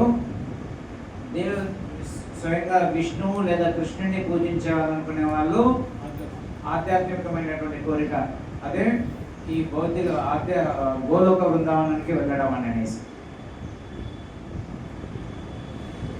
సో దానివల్ల ఫలితం ఏమైంది, కోరుకున్నాడు నాకు చావు ఉండొద్దు అని అనేసి, లేకుంటే నేను దీనిపైన ఆధిపత్యం సాధించాలి అని అనేసి. సో ఆ కోరిక నెరవేరినప్పటికీ కూడా కొంతకాలానికి ఆ కోరిన కోరికే వాళ్ళ మృత్యుకి కారణమైంది. సో మనం ఏదైతే కోరుతామో ఆ కోరికే మన మృత్యుకి కారణమవుతుంది. సో ఇప్పుడు మన లైఫ్లోకి అనువదించుకుందాం. సో మనం ఏ కోరిక కోరినా కానీ ఏమని అర్థం చేసుకోవాలి, అది దేనికి కారణం తీస్తుంది, గట్టిగా చెప్పండి, మృత్యుకి కారణం అవుతుంది అన్నమాట. భౌతిక కోరికలు ఏవి కోరుకున్నా కానీ అవి దేనికి కారణాలు అవుతాయి, మృత్యువు. సో మన మైండ్లో లేదా మన జీవితంలో ఎప్పుడైనా ఏదైనా ఒక భౌతిక కోరిక వచ్చింది అంటే మనకు వెంటనే ఏమని వెలగాలి, మనం ఏం కోరుకుంటున్నాం అని అనుకోవాలి, మృత్యువు కోరుకుంటున్నాం అనుకోవాలి. సో రాయండి, దేవతలు మృత్యువును కోరుకుంటున్నట్లు. యాక్చువల్ అనుకుంటున్నారు ఇక్కడ ఎంజాయ్ చేయాలనేసి, లేకుంటే ఇక్కడ దీనిపైన ఆధిపత్యం చేయాలనేసి. కానీ దాని వెనకాతల ఏముంది, మృత్యు ఉందన్నమాట. మరణమే వద్దు అని కోరుకుంటాం. మేము అలా లేదు కదా, మరణం వద్దా అనుకోవట్లేదు, కానీ అది మృత్యువుకి కారణం అవుతుంది, మళ్ళీ జన్మెత్తాలి. సో మనం ఏదైనా ఒక కోరిక కోరాము అంటే అది మృత్యుకు కారణం అవుతుంది, మృత్యు తర్వాత జన్మెత్తాల్సి వస్తుంది. ఇది ఇన్బిల్ట్. ఇప్పుడు హోమియోపతి టాబ్లెట్ ఉంది, దాంట్లో స్వీట్ కోటింగ్ వేస్తారు కదా. సో ఇది కూడా అంతే అనమాట. మనం కోరిక కోరుతున్నామంటే స్వీట్ ఏదో దాంట్లో నుంచి ఎంజాయ్ చేయాలని, లేకుంటే దాని నుంచి ఏదైనా పొందాలి అని అనేసి అనుకుంటున్నాం. కానీ మనకు తెలియకుండా ఏముంది, మృత్యు ఉంది. ఇప్పుడు చదువుకోవాలి, బాగా చదువుకోవాలి అనుకుంటాము, అందులో మృత్యు ఉంటుంది. ఇలా కోరిక తెచ్చుకోవడానికి మళ్ళీ చదువుకోవాలా, ఉద్యోగం రావాలా, అంతవరకు కాదు. నేను ఆ ఉద్యోగం రావడం వల్ల భక్తి చేయాలి అనేది ఉండాలి. అది లేకపోతే మృత్యువు. పెళ్లి చేయాలి అనుకుంటాము, పెళ్లి చేసుకోవాలి అది అనుకుంటాము. తప్పు కాదు. ఆ, అలా పెళ్లి చేయడం వల్ల వాళ్ళు భక్తి చేయాలి అనే పాయింట్ ఉండాలి. అర్థం చేసుకున్నారా? మనకు కోరిక అనే దాంట్లో అది దాని ద్వారా విష్ణు భక్తి లేకపోతే మనలో కృష్ణ భక్తి పెరుగుతూ ఉండాలి, లేదా మనం దాని కృష్ణ భక్తిని జోడించాలి. అది చేయడం వల్ల భక్తిలో వెళ్ళాలి, ముందుకు వెళ్ళాలి. ఒకవేళ భక్తి లేకుండా నేను ఇదే చేస్తాను అని అనుకున్నామంటే అది మృత్యువే. దానికి భక్తి అనేది కంపల్సరీగా యాడ్ కావాలి. నేను చదువుతాను, అందరూ చదవాలనుకుంటున్నారు, చదివి ఏం చేస్తున్నారు? భక్తులు అవుతున్నారా? కావట్లేదు. వాళ్ళు దేనికోసం చేస్తున్నారు? చదువుకుంటున్నారు భౌతిక విషయాల కోసం. సో అలా నువ్వు చదవాలి, నేను ఇది చేస్తాను, ఎంజాయ్ చేస్తాను అని అంటే you are inviting your own death. అలా కాదు, నేను చదువుకుంటాను, మంచి ఉద్యోగం చేస్తాను, ఈ ఉద్యోగం వల్ల నేను 100 మందికి ప్రచారం చేస్తాను, నాకున్నటువంటి పొజిషన్ వల్ల, నాకున్నటువంటి డబ్బుతోటి నేను ఇక్కడ ప్రచారం చేస్తాను అనే భావంలో ఉన్నాం అనుకోండి, అది మనకు మృత్యువు లేదు. అది కావాలి అన్నమాట. అమ్మా ప్రభు కాన్సెప్ట్ ఒకటి ఏంటంటే అందరు దేవతల్ని మనం గౌరవించాలి. ఫస్ట్ అది తెచ్చుకోవాలి. అందరి దేవతల్ని గౌరవించాలి. కానీ మనం భగవన్ నామస్మరణలో ఈ ప్రోగ్రామ్ నిమగ్నం కావాలి. నువ్వు అతను ఇప్పుడు ప్రభు అన్నట్టుగా నని వెంకటేశ్వర వద్దు, నాకు రాముడు వద్దు, నాకు ముత్యాలం వద్దు, మైసమ్మ వద్దు, వినాయకుడు అనేది కరెక్ట్ కాదని. అది గౌరవించాలి, వాళ్ళని గౌరవించాలి. దేవతలు సృష్టించిండు, భగవంతుడు సృష్టించాడు, వాళ్ళని గౌరవించి మనం ఈ కార్యక్రమాల్లో మనం పూర్వకానికి పోవాలనుకున్నది. మాతాజీ అనేది ఏంటంటే ఏదైనా కోరిక ఉంటే అది మృత్యు ఎలా అవుతుంది అని అనేసి అంటున్నాను. సో ఆ కోరిక ఎలా మృత్యు అవుతుంది అంటే మనం దాన్ని భక్తికి మలుచుకోకపోతే అది మనకు మృత్యు అవుతుంది. భక్తికి మలుచుకోవాలి, ప్రతి ఒక్కరు కనెక్ట్ కావాలి, ప్రతి ఒక్కరు భక్తికి కనెక్ట్ కావాలి. సరైన మార్గమే ఉండొచ్చు, కానీ భక్తి లేకపోతే అది మృత్యువే అన్నమాట. నేనేమి తప్పులు చేయకుండా జీవిస్తూ ఉండవచ్చు, అంత మాత్రాన సరిపోదు. కంపల్సరీగా భక్తి అనే పాయింట్ ఉండాలి అన్నమాట. సో ఈ కార్యం చేయడం వల్ల మీరు భక్తిలో ముందుకు వెళ్తారు, లేకుంటే ఆ వివాహం జరుగున్న వాళ్ళు భక్తిలో ముందుకు వెళ్తారు అనే భావంతో మనం ప్రార్థించవచ్చు భగవంతుని. సో తర్వాత వస్తుంది చతుర్విధ భజంతేమో ఏంటిది? చతుర్విధ భజంతేమో 4 రకాలైనటువంటి వాళ్ళు నన్ను ఆశ్రయిస్తారు. సో అందులో అర్థార్థ జ్ఞాని జిజ్ఞాసు. సో మనకు ఉన్నటువంటి మనం ముందులో ఉన్నటువంటి ఇప్పుడు సమస్య ఏంటిది? చదువుకోవాలి, లేకుంటే డబ్బులు కావాలి, లేకుంటే ఇది చేయాలి. సో దానికోసం నువ్వు భగవంతుని దగ్గరికి వెళ్ళిన తర్వాతకి భగవంతుడు నీ యొక్క కోరికని పవిత్రీకరణ చేస్తాడు. ఎలాగైతే ధ్రువ మహారాజా ఆయన ఏం కోరుకున్నాడు? వాళ్ళ తాత కంటే పెద్ద రాజ్యాన్ని పొందాలనుకున్నాడు. వాళ్ళ నాన్నది రాజ్యం కాదు, వాళ్ళ తాత ఎవరు? బ్రహ్మ. బ్రహ్మ కంటే పెద్ద రాజ్యం అంటే ఈ ప్రపంచాన్ని సృష్టించింది ఎవరు? బ్రహ్మ. అంటే ఇంతకంటే పెద్ద రాజ్యం కావాలని కోరుకున్నాడు. కానీ ఎప్పుడైతే విష్ణు దగ్గరికి వెళ్ళాడో విష్ణు ఏమన్నాడు? నీకు వరం ఇస్తాం, ఏదైనా కోరుకోండి. అప్పుడు ఆయన ఏమన్నాడు? వరం నా యాచ, నాకు ఇంకేం వరాలద్దు, నేను పగిలిపోయిన గాజు ముక్కల్ని వెతుకుతున్నాను, నాకు ఏం దొరికింది? వజ్రం దొరికింది. సో దీనికోసం వెళ్ళండి, కృష్ణుడి దగ్గరికి వెళ్ళండి, అక్కడ పూజలు చేయండి, అక్కడ ఆరాధన భగవంతుని కోరుకోండి. కానీ దాంట్లో భక్తి ఉంటుంది అన్నమాట. దాని ద్వారా మనం శుద్ధపడతాం. అట్లా కాకుండా ఓన్లీ ఇదే నేను చదవాలి, ఉద్యోగం తెచ్చుకోవాలి, ఆ వచ్చిన ఉద్యోగంతో ఎంజాయ్ చేస్తాం అని అన్నాం అనుకోండి, అది మనకు మృత్యువే. అలా కాకుండా నేను ఉద్యోగం వస్తే నా ఉద్యోగంతో నేను 100 మందికి భక్తి నేర్పిస్తాను, 100 భగవద్గీతలు పంపిస్తాం ప్రతి సంవత్సరం, లేకుంటే 100 మందికి కృష్ణుని గురించి బోధిస్తాం, లేకుంటే ఒక టెంపుల్ కన్స్ట్రక్షన్ చేస్తాం. సో శ్రీల భక్తివినోద్ ఠాకూర్ ఆయన డిస్ట్రిక్ట్ జడ్జి అయి ఉండేసి పూరి మందిరాన్ని నడిపించాడు. ఆయన ప్రచారం చేశాడు, ప్రతి నిత్యం వెళ్ళి ఏదో ఒక గ్రామంలో రోజు హరినామ సంకీర్తన చేస్తూ భాగవత ప్రచారం చేస్తూ వచ్చాడు అన్నమాట. సో ఇది రాక్షసులకు ఆలోచించేటువంటి విధానం అన్నమాట. నేను ముందే చెప్పాను ఇది చాలా హెవీగా ఉంటుంది, డైజెషన్ కాకపోవచ్చు, లేకుంటే ఇది కావచ్చు అని. అయితే ప్రభు ఓకే, సో ఇది రాక్షసులు అన్నమాట. ఎంతవరకు వచ్చాం? వృత్తి వస్తుంది. ఆ తర్వాత 16వ అధ్యాయంలో వస్తుందన్నమాట. ఈ రాక్షసులు అనే వాళ్ళు ప్రపంచానికి నాశనకరమైనటువంటి ప్రణాళికలు వేస్తూ ఉంటారు. ఏం చేస్తారు? ప్రపంచాన్ని నాశనం చేసేటువంటి ప్రణాళికలు వేస్తారు. కానీ భక్తులు ఏం చేస్తారు? భగవంతుడు సృష్టి కాబట్టి, ఇది భగవంతుని యొక్క ప్రకృతి కాబట్టి దీన్ని కాపాడుకుంటూ భక్తి చేస్తూ ఉంటారు అన్నమాట. ప్లస్ ఇక్కడ ఎవరైతే దేవతలను పూజిస్తారో అది పర్మనెంటా తాత్కాలికమా? సో అక్కడ రాయండి, దేవత ఆరాధన టెంపరరీ రిజల్ట్స్. మనకి టెంపరరీ రిజల్ట్స్ బెనిఫిట్స్ కావాలా, పర్మనెంట్ బెనిఫిట్స్ కావాలా? పర్మనెంట్ కావాలి, కానీ అది 10 మందిలో పోయి తెలిసినప్పుడు మాత్రమే చేయగలుగుతాడు. ఆవు విలువ ఎప్పుడు తెలిసింది? ఆవు గురించి మనకు తెలిస్తే, ఆవుని ఇంటింటికి సాదుకోవాలని తెలిస్తే అప్పుడు చేయగలుగుతాడు. ఇప్పుడు ఎవరికి తెలియదుగా శ్రీకృష్ణుని పూజించాలనేది ఎవరికి తెలియదు కదా. మనకు వచ్చిన వాళ్ళకే తెలుసు అమ్మా, ఇప్పుడు మనకు వచ్చిన వాళ్ళకే తెలుసు. మన పిల్లలకి చెప్తే అప్పుడు శ్రీకృష్ణుడి గురించి ఆలోచిస్తారు. ఇప్పుడు వరకు మనం వెంకటేశ్వర స్వామి, రాములు, ముత్యాలమ్మ, మేసమ్మకు అన్ని గుళ్ళకి పోతున్నాం కదా, మనకు చెప్పినావా? మనకే తెలియదు. మనకు నీకు 60 ఏళ్ళు వచ్చా, నాకు 60 ఏళ్ళు వచ్చా. ఇప్పుడు వచ్చే పిల్లల జనరేషన్ ఆ విలువ తెలిస్తేనే మనకు అవకాశం చెప్పగలుగుతుంది. ఆ విలువ తెలియదు కదా, బయట ప్రచారం చేయడానికి ఆ విలువ తెలవాలి. ఎన్ని పాయింట్స్ వచ్చాయి? 4 వచ్చాయా? సో ఇవి తాత్కాలికమైనవి. తర్వాతకి మన వృత్తికి కారణాలు ఏంటాయి? తర్వాత ప్రపంచాన్ని నాశనం చేసేవి ఉంటాయి, భౌతిక వాంఛలు.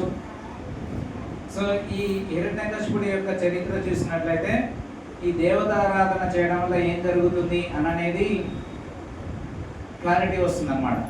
సో దానికి ఆపోజిట్గా ప్రహ్లాద మహారాజు లైఫ్ చూసినట్లయితే అక్కడ ఏం జరుగుతుంది అని అనేది, విష్ణువుని ఆరాధించడం లేదా కృష్ణుని ఆరాధించడం వల్ల ఏం జరుగుతుంది అని అనేది మనకు తెలిసిపోతుంది అన్నమాట. సో ఇదంతా ఎందుకు అంటే భౌతిక వాంఛలు, జ్ఞానము అపహరించుకోవడం వల్ల. మనం ఇంత చెప్పుకున్నాం కదా, ఇగో ఈ సృష్టి అంతా కూడా. సో బ్రహ్మ నుంచి దేవతలు ముక్కోటి దేవతలు సృష్టించబడ్డారు అని అనేసి. సో మన లక్ష్యం చాలా ఉన్నతమైనటువంటిది. ఈ ప్రపంచంలో నుంచి, భౌతిక ప్రపంచంలో ఇప్పుడు ఉన్నటువంటి జన్మ, మృత్యు, జరావ్యాధి అనే 4 కష్టాలు ఉన్నాయి కదా. ఆ తర్వాత ఆది దైవిక, ఆధ్యాత్మిక, ఆది భౌతిక అనే తాపత్రయాల నుంచి బయటపడాలి. అంటే మన జ్ఞానం ఏమై ఉండాలి? ఎప్పుడు కూడా పర్ఫెక్ట్గా ఉండాలి, లేదా మన జ్ఞానం ఎప్పుడు కూడా అపహరించబడకూడదు. స్పష్టత ఉండాలి మన దీంట్లో. అందుకని ఎప్పుడైతే మనం ఇంత లోతుగా అర్థం చేసుకుంటామో, తెలుసుకుంటామో, అప్పుడు మనం ఇక్కడ ఇస్కాన్కి రావడం ఎందుకు అని అనేది మనకి అర్థమవుతుంది అన్నమాట. ఇందాక శ్లోకంలో కూడా ఉంది, ఏమని చదివాడు? భౌతిక వాంఛలు ఉన్నా భగవంతుని చేరుకోవచ్చు అని అన్నారు. చదివారు, మీరు గమనించారు ఇందాక? భౌతిక వాంఛలు ఉన్నా కానీ భగవంతుని చేరుకోవచ్చు. భౌతిక వాంఛలు, కోరికలు ఉన్నా కానీ భగవంతుని చేర్చుకోవచ్చు. ఇప్పుడు మనం అందరం ఉంటున్నాం. అదే ఇప్పుడు చెప్పేది ఏంటంటే, భౌతిక వాంఛలు ఉన్నా కానీ మీరు దేవతల దగ్గరికి వెళ్ళకండి, నాకు అది కావాలి, ఇది కావాలి అది ఓకే ప్రభు, నీకు అదట్లేదు. అది దాని విలువ తెలిసినప్పుడు మన పబ్లిక్ కి వెళ్ళిపోద్ది. మీకు తెలిసింది, ఈయన కొడుకులకి చెప్తే అప్పుడు ఎవరికి వాళ్ళు తెలిస్తే బయటికి పోవాలి తప్ప. ఈ జ్ఞానాన్ని మనం ఎప్పటి నుంచి తెలుసుకోవాలి? చిన్నప్పటి నుంచి అది తెలుసుకోవాలన్నమాట. మనకి ఇవన్నీ తెలవలేదు కాబట్టి, అది ఇప్పుడు ఫస్ట్ టైం వింటున్నాం కాబట్టి, అది ఏంటి అసలు ఈ ఇస్కాన్ వాళ్ళు చాలా సార్లు అంటారు మమ్మల్ని, మీరు ఓన్లీ కృష్ణుడినే పూజిస్తారు, మీరు కృష్ణుడి గురించి చెప్తారని అనేసి. ఇక్కడ శాస్త్రాలు అవే చెప్తున్నాయి. మనం శాస్త్రాలను పాటించాలా, లేకుంటే నా ఇష్టం ఉన్నట్టుగా ఉండాలా? సో బయట జనాలందరూ వాళ్ళు ఇష్టం ఉన్నట్లుగా ఉంటున్నారు. అంత మాత్రాన అది స్టాండర్డ్ కాదు. శాస్త్రం అనేది ఇది నిత్యం. భగవద్గీత మళ్ళీ ఇదే భగవద్గీతలో చెప్పడం జరిగింది. ఎప్పుడు ఈ భగవద్గీతను చెప్పారు? అప్పుడు చెప్పారు. దానికంటే ముందు సూర్యుడికి చెప్పాడు. మరి సూర్యుడు ఎప్పుడు అవతరించాడు? అప్పటి నుంచి ఉంది భగవద్గీత. అసలు యాక్చువల్ అప్పుడే కాదు, ఇది ఎప్పుడు ఎటర్నల్, ఇది శాశ్వతమైనది. ఇది ఆధ్యాత్మిక జగత్తులో ఎప్పుడు ఈ 700 శ్లోకాలు ఉన్నాయి. అందుకని ఇవి చదవాలి, ఇవి వినాలి అని ప్రతి వారం చెప్పేది. భగవద్గీత చదవండి, భగవద్గీత చదవండి, భగవద్గీత. ఏ స్కూల్కి పోయినా లేకుంటే ఎక్కడికి పోయినా కానీ చెప్పేది ఏంటంటే ఇది చదవండి అనేసి. ఇంజనీర్ కావాలంటే ఏం చేయాలి? ఇంజనీరింగ్ బుక్స్ చదవాలి. ఒట్టిగానే ఇంజనీరింగ్ చదవకుండా, ఇంజనీరింగ్ బుక్స్ చదవకుండా అయితే ఇంజనీరింగ్. డాక్టర్ కావాలంటే ఆ పుస్తకాలు చదవాలి కదా. నువ్వేం చదువుతున్నావు? ఇంజనీరింగ్. లాయర్ కావాలంటే లా పుస్తకాలు చదవాలి. ఇంకేమున్నాయి? బిజినెస్ చేయాలంటే మీ దానికి చదివినటువంటి చదువు. వంటలు వండాలంటే బుక్స్ చదవాలి, వంట పుస్తకాలు చదవాలి. కానీ హిందువు కావాలంటే ఏ పుస్తకం చదవకుండా హిందువు కావచ్చు. అయితే అట్లా భగవద్గీత చదువుతేనే నువ్వు హిందువు అని చెప్పుకో. కానీ ఇప్పుడు ఏమైపోయింది? ఈ పుస్తకం చదవరు, నేను హిందువు అని అంటారు. నేను చిన్నప్పుడు మా సోషల్ టీచర్ అనేవాడు అనమాట, పట్టకొస్తే అక్షరం రాదు. సో మనకి ఎవరికి ఒక్క భగవద్గీత శ్లోకం రాదు, కానీ కాలు రెగరేస్తాం నేను హిందువుని అనేసి. సో కాబట్టి భగవద్గీత చదవండి, భగవద్గీత వినండి, నేర్చుకోండి. ఇందులో ఏం చెప్పారు నేర్చుకున్న దాన్ని పాటించండి.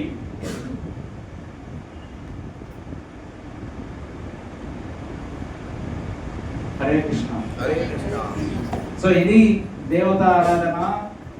ఇంత చరిత్ర ఉందన్నమాట దీని వెనకాల. ఓకే, సో అయితే 2 ఇది లైవ్ ఆఫీసే ఆబ్జెక్ట్